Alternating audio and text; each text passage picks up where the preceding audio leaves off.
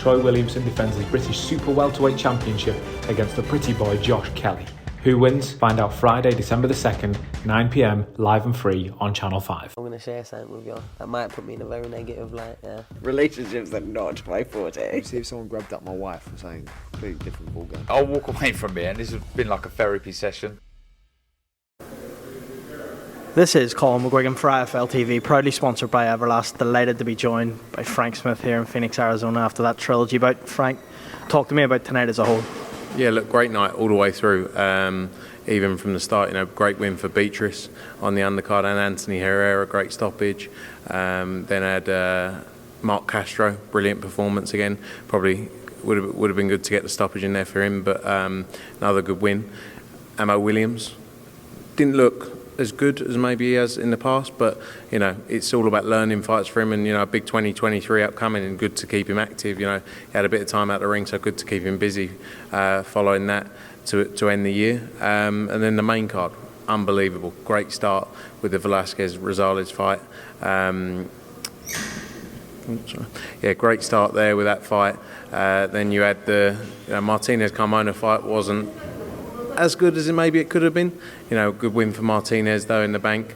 I'm missing a fight in between. My mind's gone completely blank. Velasquez Rosales. Yeah, no, I said that one. I'm missing the middle one. Mine's gone completely blank. Diego Pacheco, unbelievable win. He's got a huge future, Diego Pacheco. We signed him when he was 17 years old, 21 now, and I think he's really ready to step on and get some big fights in the next few years, and 100% going to be a world champion. And exciting, and building a good fan base as well. And then the main event, unbelievable, the trilogy. I want to see it again. I don't always watch that much boxing, but that was, unbelievable fight. Estrada boxed really well, I thought, but it was a close fight. It could have been a draw, could have arguably gone either way, and I think lots of people would love to see that again. First of all, Julio Cesar Martinez comes through that fight against Samuel Carmona. Close fight. A lot of people had it a draw, some people had it Carmona. Could you see the Sonny Edwards fight next for Julio Cesar Martinez? Yeah, it's definitely a fight we want to look at making. Obviously, we looked at it in the past, but it's definitely something we want to possibly look at for 2023. Huge unification fight and a great fight for the two of them. Could that happen in the UK if it was to happen? Possibly, yeah. We looked at it in Mexico, we looked at it in the US, but UK is a possibility as well. Sonny's a great fighter, great talent, and I think that's definitely the fight that needs to be made. We heard Diego Pacheco say that he wants to get to the UK. It was meant to happen during COVID. It didn't happen because of COVID. Will he be out in the UK at some time soon? That's the plan. I think we want to get him out in the UK in sort of February, March time. We want to build him globally. He's got, like I say, he's got the ability to be a superstar in the sport. Only very young still, but he's been kept busy in the last 4 years. And like I say, one of the first signings we made. So looking forward to what the future holds for him. Immediate reaction to the main event. Do you think that we will see the fourth fight, or do you think maybe that he looks at unifying the division because he put on a serious performance tonight? Yeah, it was a great performance. He definitely took the early rounds, but Chocolatito came back into it. I'd love to see the fourth fight again, but there's a lot of fights out there for him, as you say. But I think the fourth fight is still the biggest fight probably out there. So let's see what happens. Obviously get some rest after this. It's been 36 grueling rounds of those two going at it, and only the best fights deserve a fourth, and I think this one does. Across in the UK tonight, obviously we had Fury Chisora. What did you make of that event as a whole, and how it all went down at the end? Yeah, look, it looked good in there. I didn't watch it all. I was sort of running in between. It was just as the show was starting. And yeah, I think it went the way many people thought it would go. Derek's a tough man, too tough for his own good sometimes. But he wasn't going to be the one quitting in there tonight. And I think the ref made the right decision. Maybe it could have been done earlier from what, I didn't see it all, but from what I heard. It looked like a good cold night in there. You specifically in Matchroom have been probably the closest with Derek, I would say. Would you like to see him maybe retire, hang up the gloves now?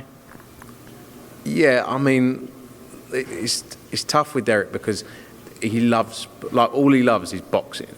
He loves his family and everything, but he loves the sport of boxing, and he loves just getting in there and having a tear up. Yes, I would like to see Derek Chisora retire.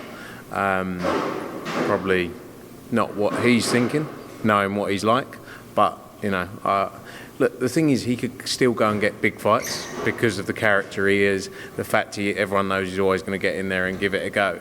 But yeah, I would personally. From what you've seen of it, did you think that the corner were a bit late and obviously they should have stopped the fight, the referee had to step in? It's hard because I only saw bits and pieces. Like I didn't watch the whole thing. I think it went 10 rounds. But like I say, arguably, from what I read more on social media, people said maybe that the corner should have stepped in.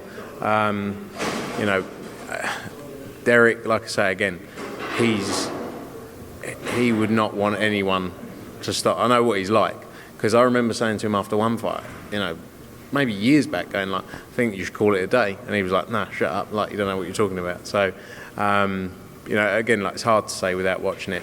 Ultimately, they've got to care. They've got to care for their fighter who's in there. But the ref made the right call as far as I can see. It looks like Fury Usyk's going to be next. Where does that leave Filip Hrgovic in amongst all this?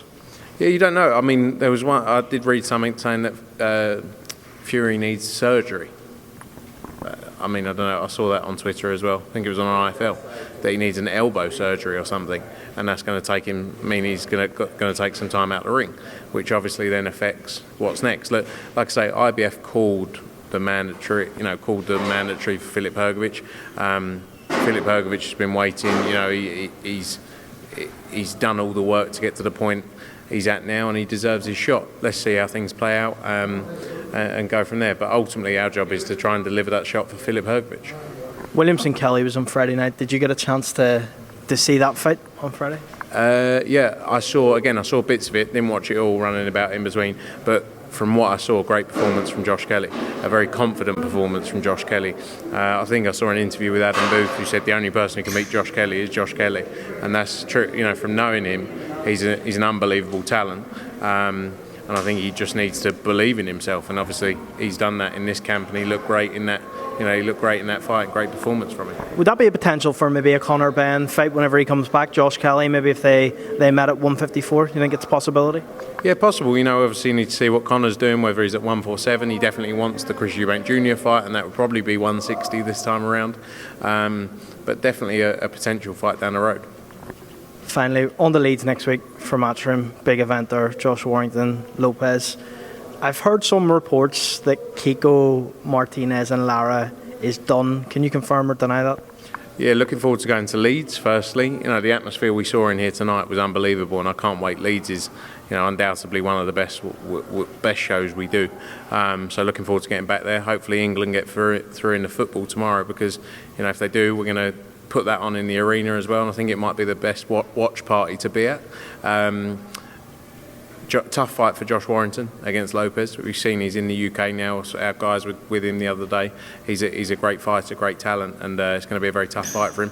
Kiko Martinez, Mauricio Lara, that is a fight that's been spoken about. It's not a done deal, but it's definitely a fight we're looking at potentially for next year. But there's lots of variations of things that could happen, between different people. So, but definitely one we are looking at.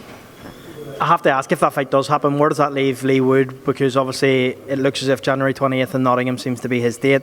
Who would he potentially fight? Jazza Dickens? Would that be a possibility? I think there's still a lot going on with Lee Wood. You've obviously got the ongoing Leo Santa Cruz piece.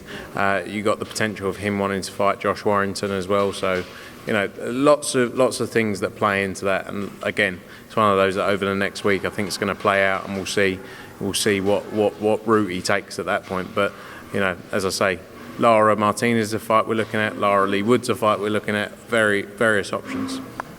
Frank, thanks a million for your time. Really appreciate it, mate. No worries, mate. Good to see you.